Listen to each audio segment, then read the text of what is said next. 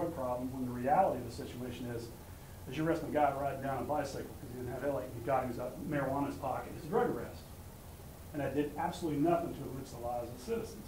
We got the guy on the bicycle, he'll serve 3 days in jail, get out.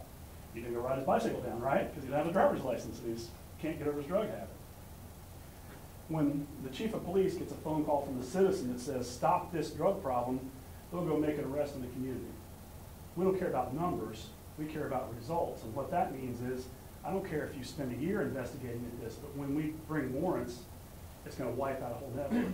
Because you're not really responding to nickel and dime stuff. You're not motivated by the pressures that a city or county council have. You're able to sit back and you make arrests during the course of the time. It's what I call street crimes. You're looking down the road at a target saying, this is a problem. They're coming from Mexico. They're coming from New York City. How can we spend the time and the resources, taxpayers' money, to make a significant impact? Now, are we going to make a significant impact? I don't know. At least we're trying, because I can tell you, arresting folks at the 7-Eleven with a dime bag in their pocket is not going to stop the bigger problem. So that change in thinking is what I call an upgrade and a modernization. The other thing from a business leader aspect has been great is our worthless check unit has been tremendous. And what that is, if you have a small business that you keep getting bad checks all the time, instead of you going through the state law mechanism to try to recover on those checks, call our office, we handle it for you. It funds itself because instead of asking for taxpayer money, the defendant will pay us a percentage to do all the legal work for you. And you get your money back, and you don't have to mess with court, you don't have to have an attorney. And we have 20s and 30s of thousands of dollars has been the upgrade in the amount of money we've been able to get back to the merchant compared to just issuing a warrant, going through the system, getting the public defender appointed, things like that. And by the way, this is entirely interactive, because please ask any questions that you have, because I know what's going on in my head, but I don't know what's going on in y'all's head.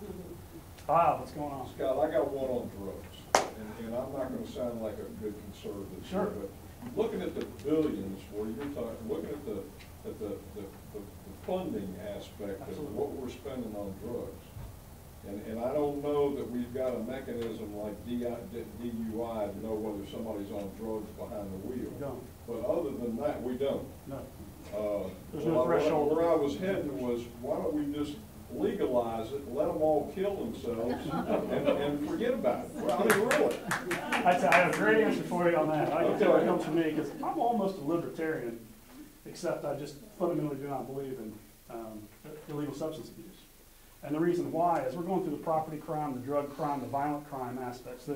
They talk about hidden yardage in football, and that is the change of field position when you kick and the hidden yardage in it. What they don't talk about is the fundamental impact. You're right, they are going to kill you, because the fundamental problem is the impact to everyone's lives from illicit and illegal drug use is phenomenal. And as a result of that, we can't cure it, but we don't have to condone it. Because I can tell you that it's a fundamental change in mentality when you want to incapacitate your ability to differentiate right from wrong. Once you decide, you know what, all bets are off, I'm going to put myself in a position that I don't respect your personal property rights anymore. I'm going to take a substance that will make me not protect your physical safety anymore. That's what happens.